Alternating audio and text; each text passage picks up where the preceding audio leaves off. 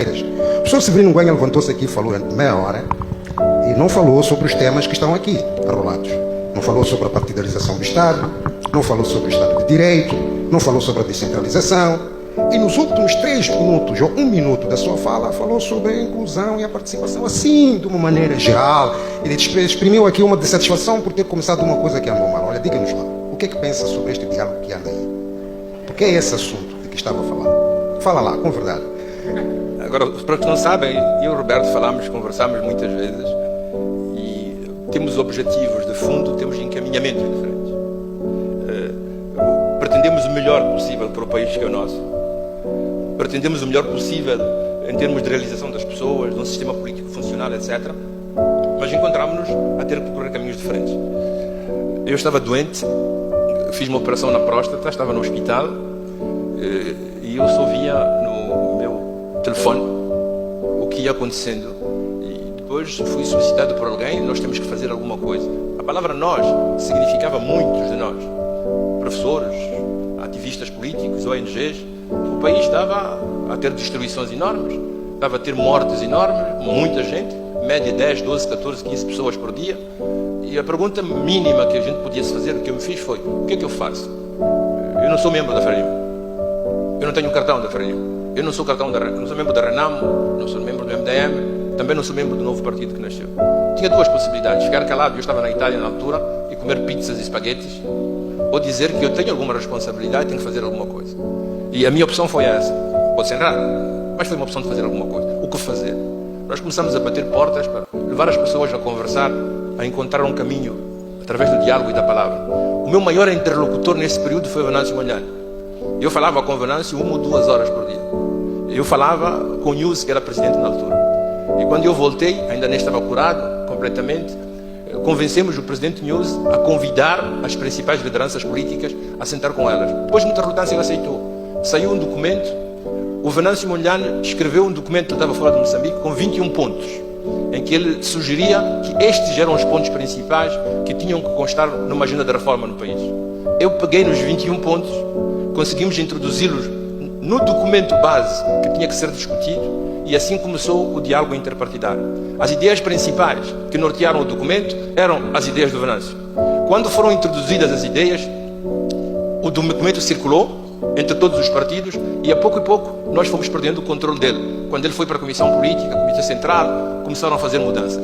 Uma das lutas para mim, que eram importantes na altura, e eu falava muito com o Lutero Simão, era dizer assim: Lutero, esta não é uma iniciativa presidencial e não deve ser uma iniciativa presidencial.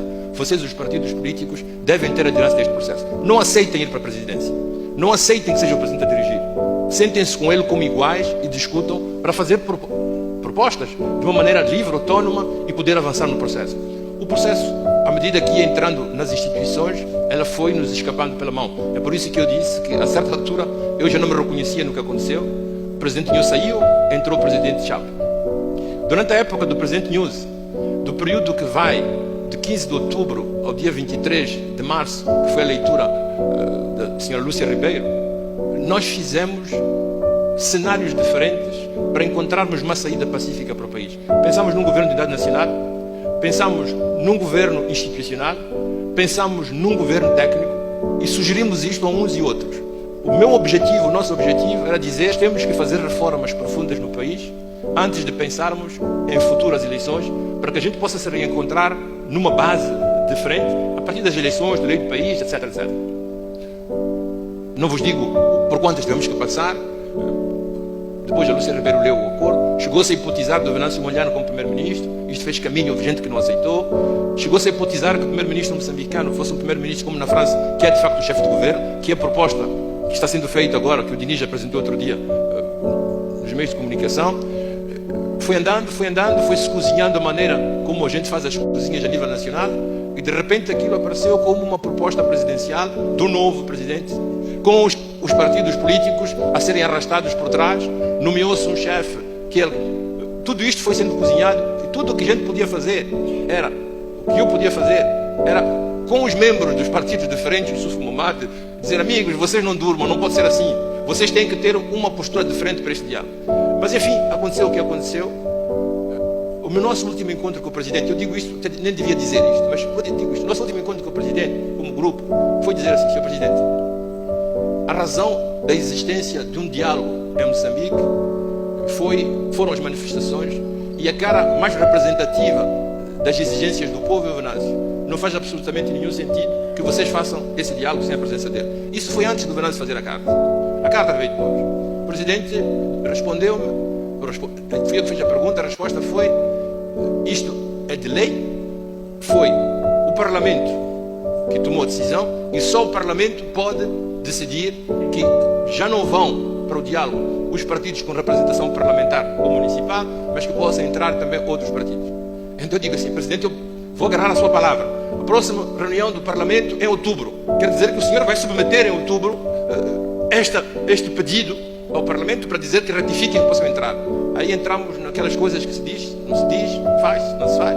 Mas o nosso esforço de luta, a minha posição no meio de tudo isto era para dizer: nós temos que encontrar uma maneira de resolver nossos problemas na mesa, sem nos matarmos, sem destruirmos, como fizemos de outubro a março esta parte. Houve um momento, talvez dramático para nós, quando não se passava nas estradas, quando morria gente, quando a polícia baleava jovens, quando queimavam-se coisas. Houve um tempo em que nós dizíamos assim, eu dizia assim: eu preciso de uma ou duas pessoas que possam convidar o Presidente Chapo e o Venâncio a sentar-se na mesa. Telefonei ao Presidente Guebuza, Chissano, Graça, mas acho que não há ninguém em Moçambique que tenha nome que não tenhamos tentado encontrá-lo para dizer: mete as duas pessoas juntas, torne-se um acordo de parar com este tipo de conflito e o resto vamos ver depois. Depois daquele brilhante 23 de março, encontraram-se e a partir daquele momento oficialmente não morreu mais ninguém. Eu lembro-me, sei que há gente que morre, sei que há disparos, mas o nível de violência não cessou. Confesso isso. Nós reunimos mais uma ou duas vezes com o grupo do Venâncio e com o Presidente. Todos concordam, eles próprios, que o nível de violência naquele momento baixou. Eu lembro-me uma reunião que se fez, eu não estava, era o Diniz, o Venâncio com o grupo com quem trabalhamos. A reunião correu mal e quando eu cheguei, um dos membros diz assim: por que nós entramos nesta coisa? Por que os nossos nomes vão sair nos jornais, vão ser falados mais? A culpa é do Severino. O Severino é que nos trouxe para aqui. Eu, quando olhei para o meu grupo, estavam todos a olhar para baixo, quer dizer que a culpa era minha. Eu só disse para eles assim: Roberto, o que eu vou dizer assim, de 15 de março até hoje, pelo menos uma, duas, três vidas salvamos. O número de mortes eram 15 ou 20 por dia. Há mortes em Moçambique, há destruições em Moçambique, mas não tem comparação com aquilo que acontecia antes. E se os professores servem alguma coisa, para além de ser catedráticos e poderem dizer coisas sem ninguém fazer mal, se também a função deles é participar, nem que seja minimamente a salvar uma vida, eu penso que teremos feito uma coisa extremamente importante para o país. Não conseguimos muito. O que nós temos na mesa, a discussão que está sendo feita, não corresponde ao que nós tínhamos pensado, ao que nós propusemos, ao que nós queríamos. Tomou um outro rumo, mas como eu disse aqui antes quando falei, eu não me permito, não me autorizo de perder a esperança. Eu continuo a pensar, por favor.